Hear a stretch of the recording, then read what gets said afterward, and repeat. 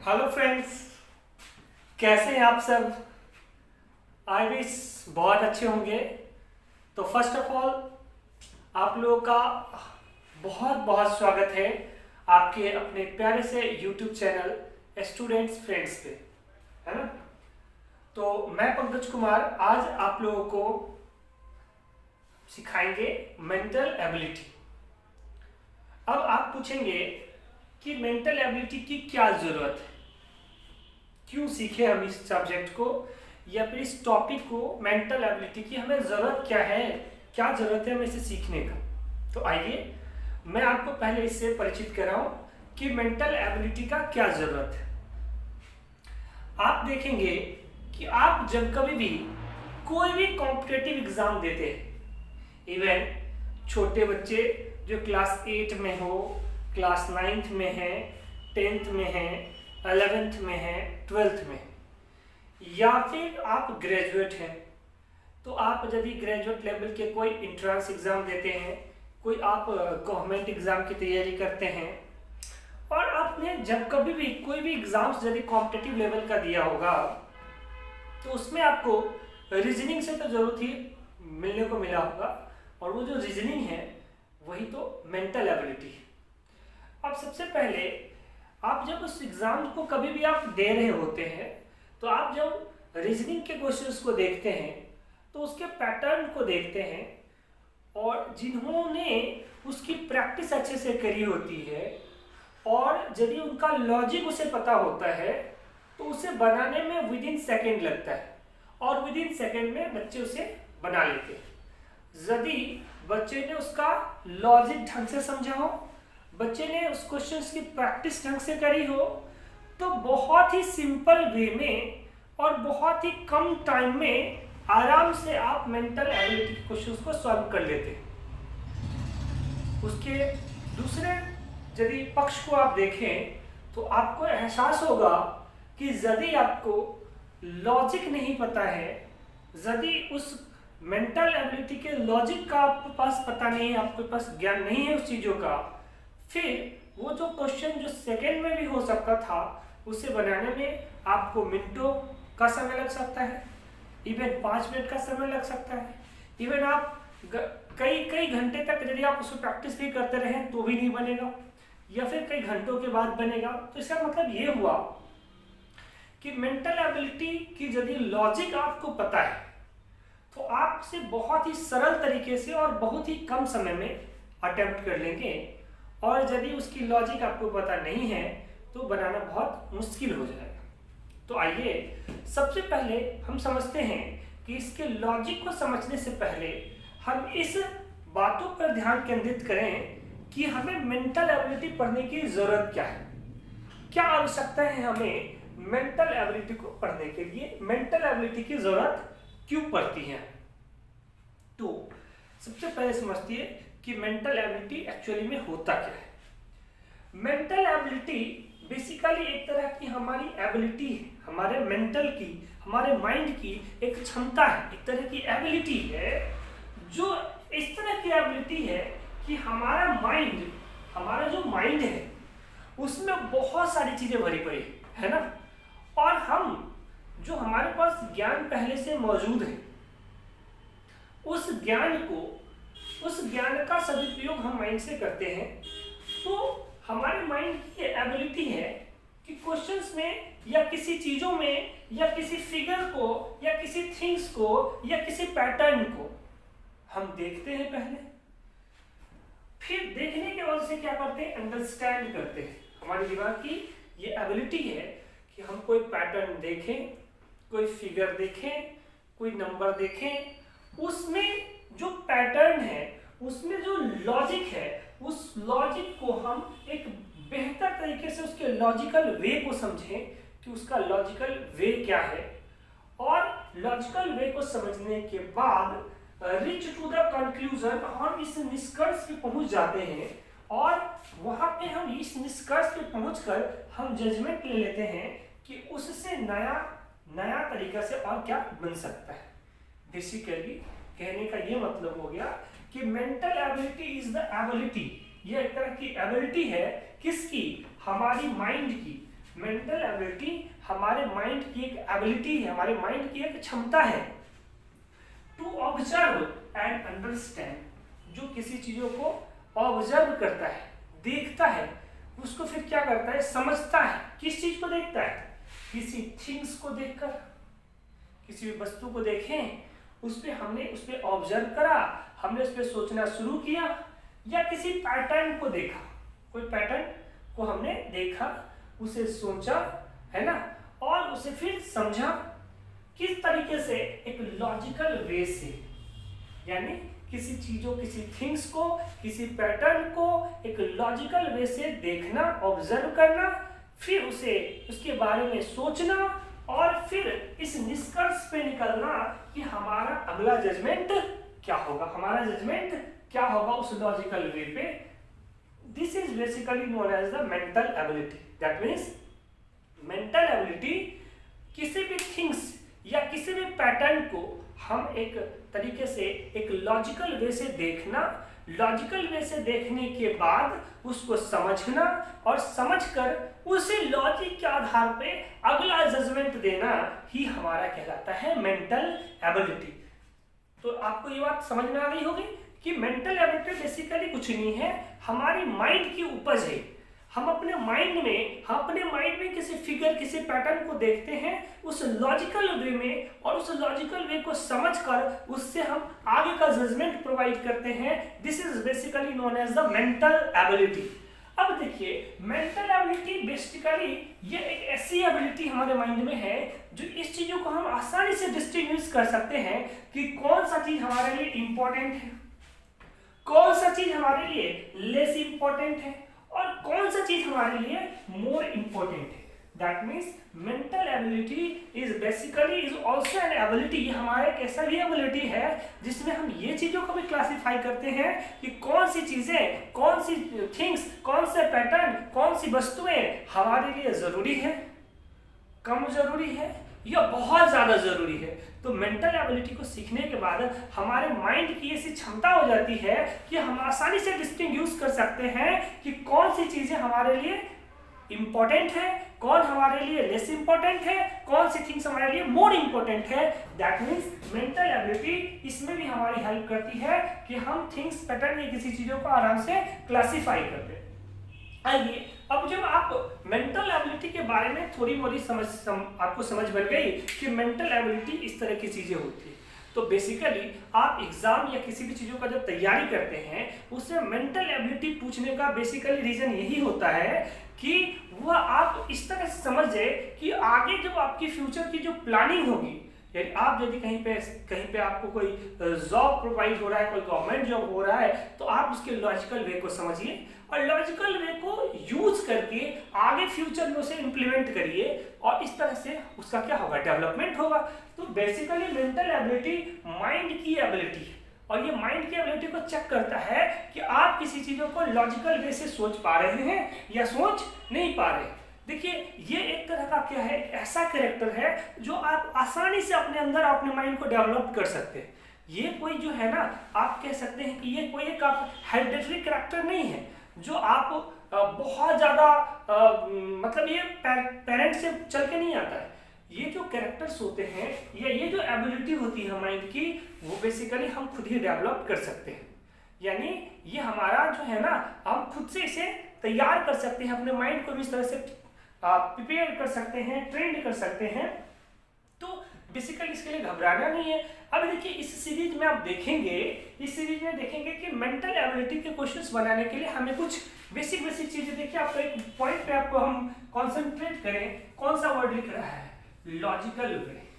तो देखिए, basically mental ability के क्वेश्चंस को सॉल्व करने के लिए हमें लॉजिकल वे की जरूरत पड़ेगी। लॉजिकल वे, अब आप यहाँ पे फोकस करना चाहेंगे हम कि लॉजिकल वे का क्या मीनिंग। लॉजिकल वे का मतलब कि मेंटल एबिलिटी के जो क्वेश्चंस होते हैं उस क्वेश्चन में पार्टिकुलर पैटर्न को फॉलो किया जाता है, बस उस पैटर्न को हमें समझ लेना है। ये हम समझेंगे कैसे, ये हम इसके लिए हम जब कुछ क्वेश्चंस जैसे जैसे आगे की तरफ करेंगे तो पैटर्न हमें समझ में अपने आप डेवलप होना शुरू हो जाएगा, और उस पैटर्न को, उस लॉजिकल को हम समझने लगेंगे। देखिए, मैक्सिमम 90% जो केसेस होते हैं मेंटल एबिलिटी के 90% केसेस में आपको कुछ लॉजिकल जो फिक्स लॉजिक है ना उसी लॉजिक पे चलना होता है।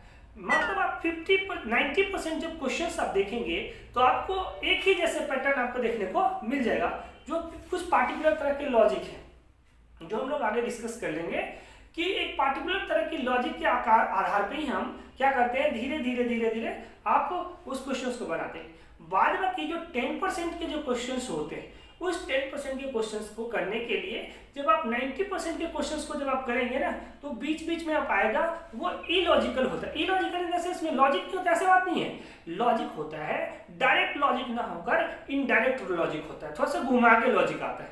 तो आप जब 90% क्वेश्चन को जब आप अटेम्प्ट कर लेंगे तो धीरे धीरे आप ट्रेंड हो जाते हैं और उस तरह से उस क्वेश्चन को भी हमारा आसानी से क्या कर लेते हैं, अटेम्प्ट कर लेते हैं। तो बेसिकली सीधी बात है कि हमें कुछ लॉजिक का पता होना चाहिए। तो आइए इसी सीरीज में हम लोग मेंटल एबिलिटी में एक एक पॉइंट और एक एक चैप्टर को हम लोग ध्यान से करेंगे और एक एक चैप्टर पे हम लोग ढेर सारा डिस्क्रिप्शन, ढेर सारा हम क्वेश्चंस करेंगे ताकि हम लोगों को इसमें कोई प्रॉब्लम ना।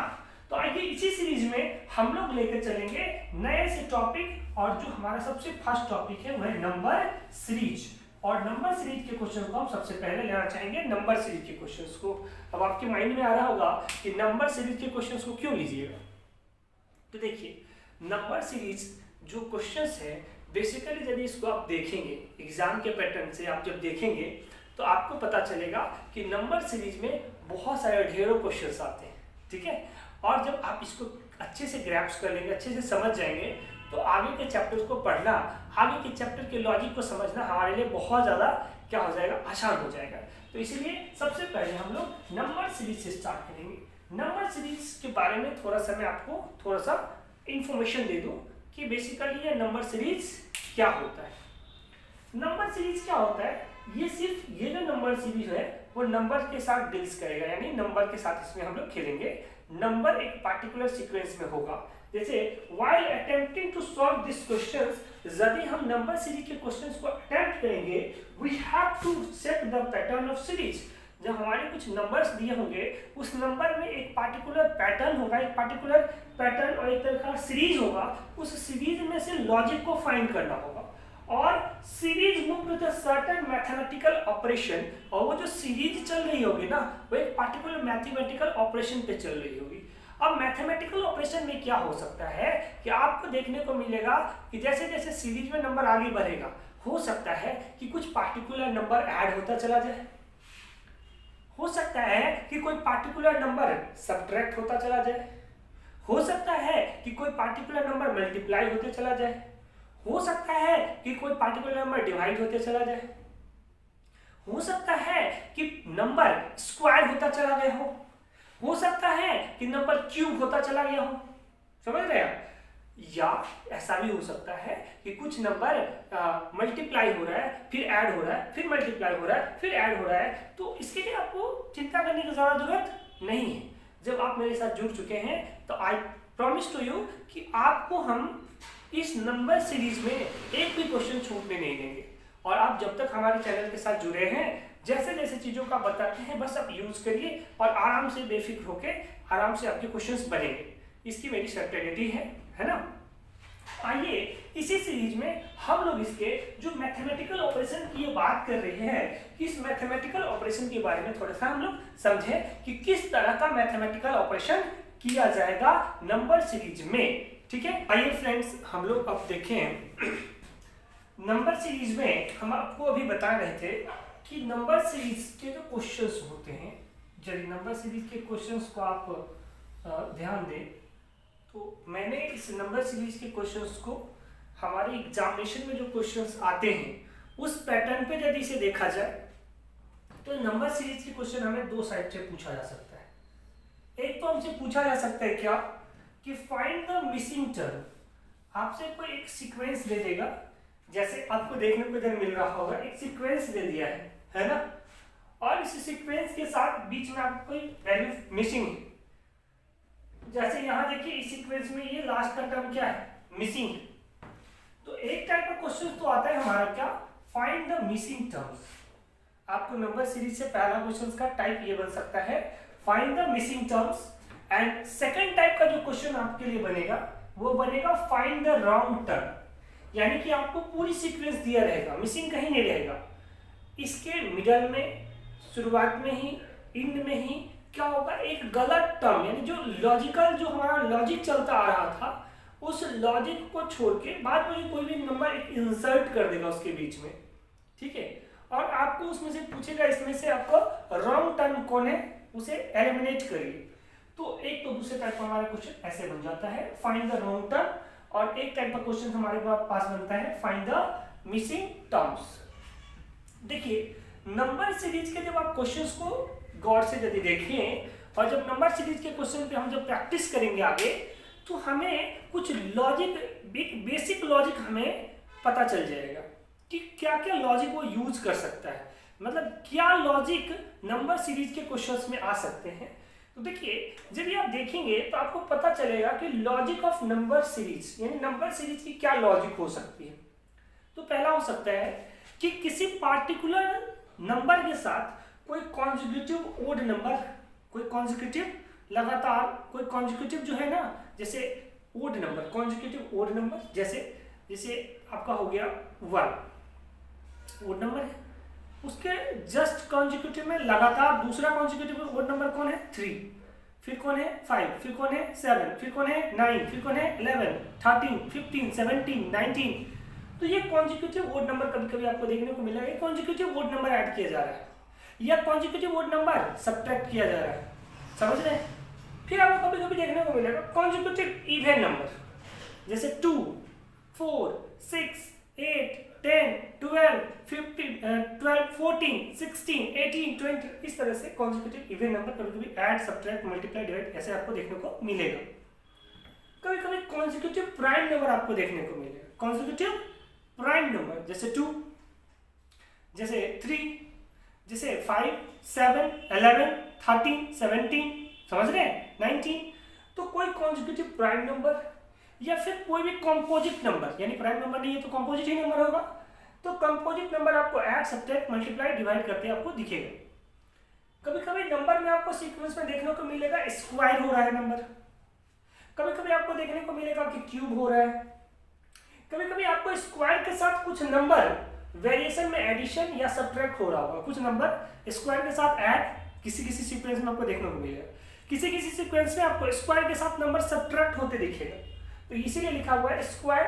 क्यूब के साथ भी यही चीज है कि कभी कभी सिंपली क्यूब रहेगा, कभी कभी क्यूब के साथ कुछ नंबर ऐड हो जाएगा, कभी कभी क्यूब के साथ कुछ नंबर सब्ट्रैक्ट हो जाएगा। इसलिए लिख रहा हूं क्या, square cubes of some number with और विदाउट वेरिएशन ऑफ एडिशन और सब्ट्रैक्शन ऑफ सम नंबर। कुछ नंबर एडिशन और सब्ट्रैक्शन हो भी सकता है, नहीं भी हो सकता, ये कंपलसरी नहीं होता और आपको देखने को मिले। फिर देखिएगा कभी कभी देखेगा sum product difference of preceding number, यानी कभी कभी आपको सीक्वेंस में देखने को मिलेगा कि पिछले नंबर जो प्रीसीडिंग नंबर है, पहले जो नंबर है सीक्वेंस का, जो पहला नंबर है वो पहला नंबर क्या हो रहा है दूसरे नंबर से सब्ट्रैक्ट हो रहा है, कभी कभी ऐड हो जाएगा, कभी आपको डिफरेंस में आ जाएगा, कभी प्रोडक्ट हो जाएगा अगले नंबर के लिए, फिर अगला नंबर अगले नंबर के साथ प्रीसीडिंग जो नंबर हो गया अगले नंबर का वो प्रीसीडिंग हो गया, वो नंबर ऐड, सब्ट्रैक्ट, मल्टीप्लाई ऐसे करके आपको देखने को मिलेगा। वो सीक्वेंस में हम लोग देख लेंगे। ये आपको लॉजिक आपको दिमाग में थोड़ी सी होनी चाहिए, जरा आपको मैं दे दूं कि ये चीजें आपको देखने को मिलेगा।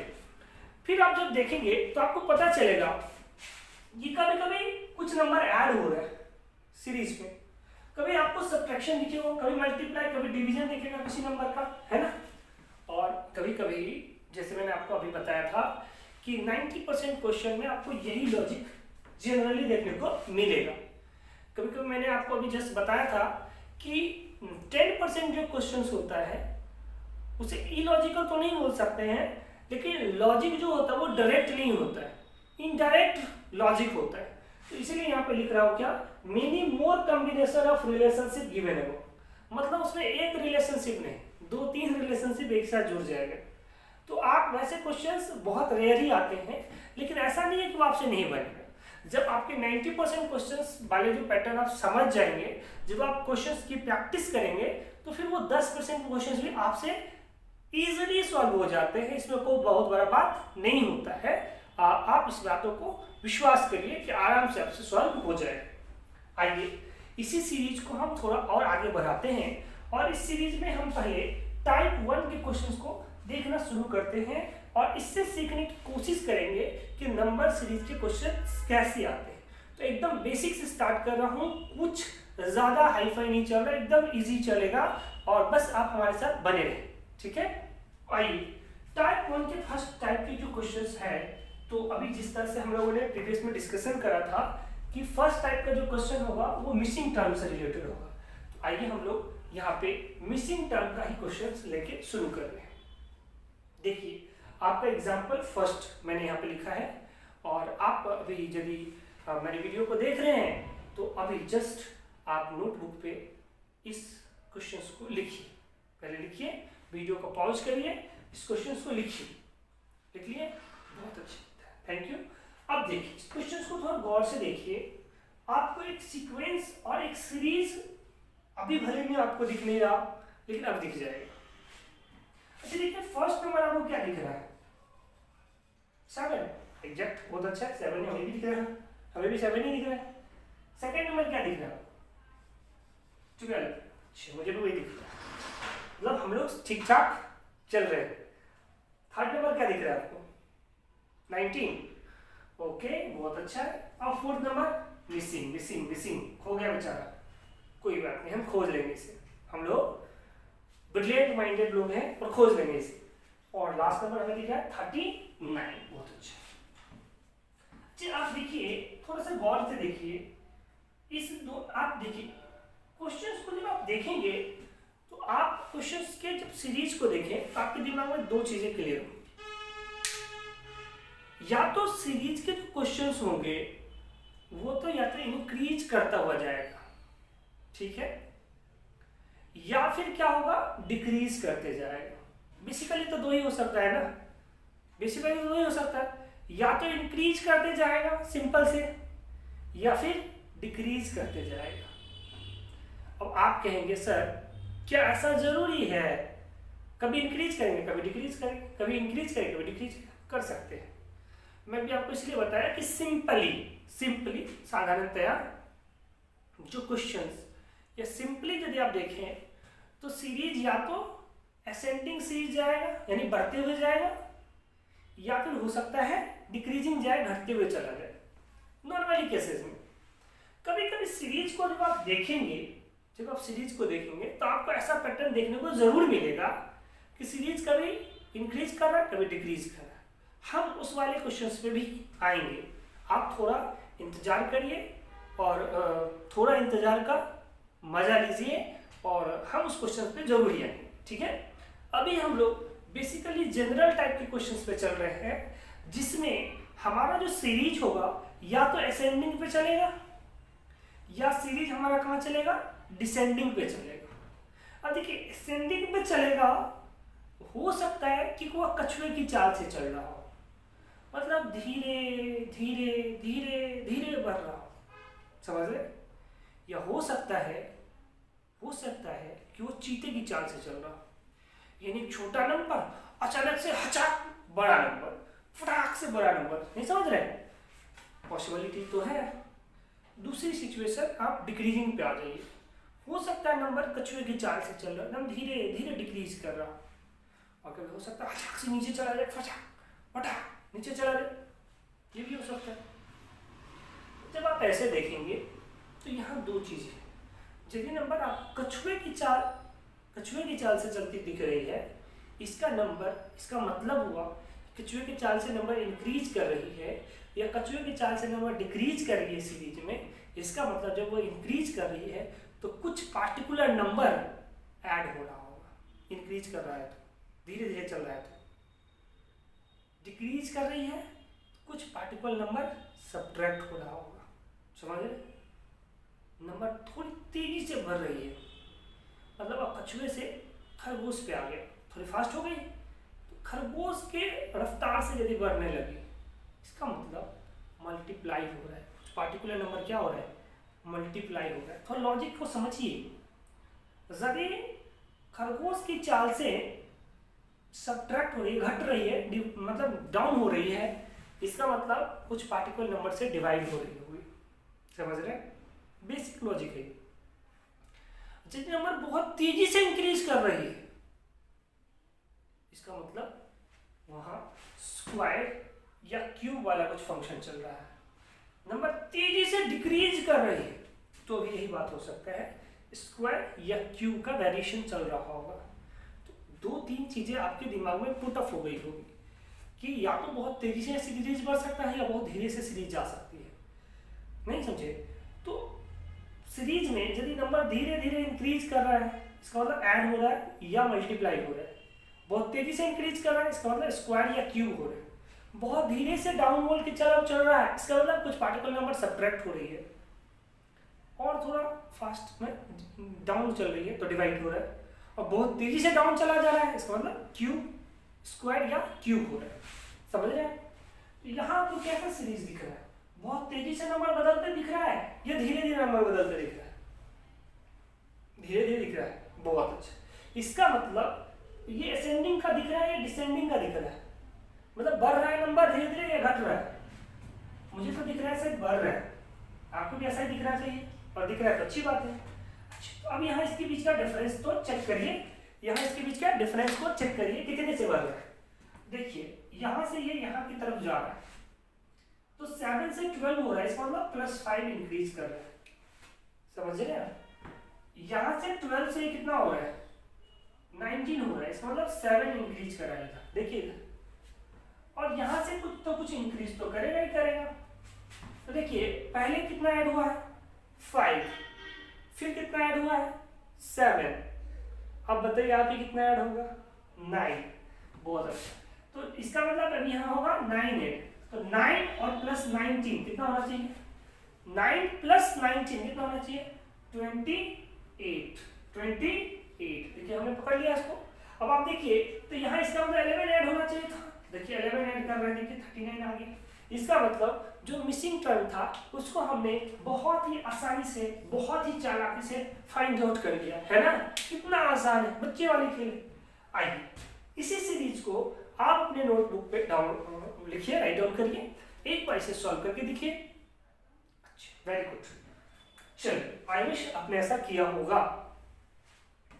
चलिए इस सीक्वेंस को देखिए, हमें दिख रहा है कि ये जो सीरीज है वो असेंडिंग में चल रही है। आपको भी ऐसा ही दिख रहा होगा। अच्छा, अब मुझे दूसरी बात ये बताइए कि ये जो सीरीज आपको दिख रही है वो बहुत तेजी से बदलते दिख रही है या फिर स्लोली चल रही है? स्लोली चल रही है। बढ़ रही है, घट रही है? बढ़ रही है। बहुत अच्छी बात है। और इसका मतलब इसमें कुछ पार्टिकुलर ऐड हो रहा हो या फिर मल्टीप्लाई हो रहा हो? आइए चेक करते हैं। देखिए 6 से 11 की तरफ गए तो 5 ऐड हुआ, बहुत अच्छी बात है। 11 से 21 गए, कितना ऐड हुआ? 10 ऐड हुआ। 21 से 36 गए, कितना ऐड हुआ? 15 ऐड हुआ। 36 से 56 गए, कितना ऐड हुआ? 20 ऐड हुआ। आप ही बताइए अगला कितना ऐड होगा? 5, 10, 15, 20। बोलिए बोलिए, जल्दी कमेंट करिए। 25 ऐड होगा। तो 25 + 56 कितना हो जाएगा? 25 + 56। तो 6 और 5, 11 का 1 कैरिंग 1, 5 to 7 और 1 कितना? 8। तो मिसिंग टर्म हमारा कितना? 80। आप ही बताइए इसे क्वेश्चंस में क्या था? लॉजिक ही तो था। तो आइए इस तरह से इसी सीरीज में 1-2 क्वेश्चंस हम आपके साथ और करते हैं और फिर इसके बाद हम लोग आगे बढ़े। तो आइए दोस्तों अब हम लोग इस क्वेश्चंस को करके देखते हैं। अभी हमने 2 क्वेश्चंस जस्ट करा है और इस तरह से हम एक थर्ड क्वेश्चन भी आपके सामने रख रहे हैं।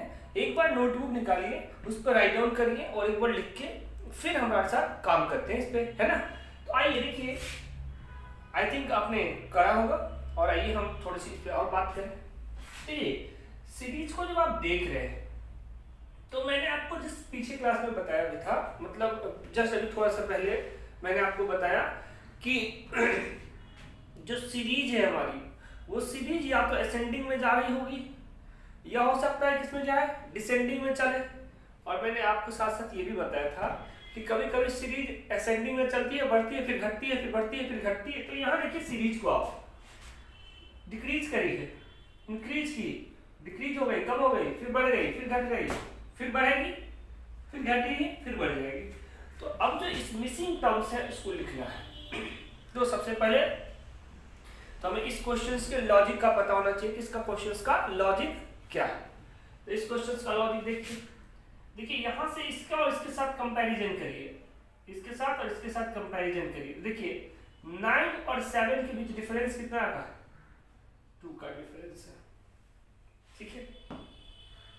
देखिए अब 7 और 14 के बीच में कोई रिलेशन ही नहीं, हाँ है, इसका डबल है, लेकिन फिर इसके साथ आपको नहीं देखने को मिलेगा। तो ऐसे आप यहां से देखिएगा तो इसके बीच में डिफरेंस कितना का है? 3 का। फिर अगले दो के बीच में डिफरेंस देखिए कितना का है? 5 का। इसके बीच में डिफरेंस बताइए कितना का होना चाहिए? 7 का। कितना होना चाहिए? 7 का, है ना। तो इसका मतलब देखिए यहाँ डिफरेंस 2 का, यहाँ डिफरेंस 3 का, यहाँ डिफरेंस 5 का, तो यहाँ डिफरेंस कितना का? 7 का। तो 133 में से 7 को सब्ट्रैक्ट कर लीजिए। 133 में से 7 को क्या करिए? सब्ट्रैक्ट कर लीजिए। कितना आया बताइए? 126। तो ये जो हमारा स्पेस था यहाँ पे कौन सा नंबर फिल होगा? 126 फिल हो जाएगा। समझ रहे आप बात? तो कितना आसान था, बस थोड़े से लॉजिक को समझना तो जरूरी है। आइए जैसे जैसे हम क्वेश्चंस में आगे करेंगे लॉजिक हमें समझ में आती चली जाएगी। अब आते हैं हम लोग यहाँ एक नए क्वेश्चंस की तरफ, और नया क्वेश्चन हमारे तरह इस तरह से है 1/2, 3/4, 5/8, 7/16 एंड सो ऑन। यहाँ पे हमारा एक मिसिंग नंबर है जिसको हमें फाइंड करना है। जब आप इस सीरीज को देख रहे होंगे आप सोच रहे होंगे यहाँ क्या फिल किया जाए, तो ऐसे सिचुएशंस में फ्रैक्शन वाले में आप न्यूमरेटर यानी कि जो अंश है ना, उसको देखिए, और जो डिनोमिनेटर यानी कि जो हर है उसे भी देखिए आराम से। एक बार कुछ लॉजिक निकलेगा। देखिए अंश को देखते हैं। 1 से कितना हो गया?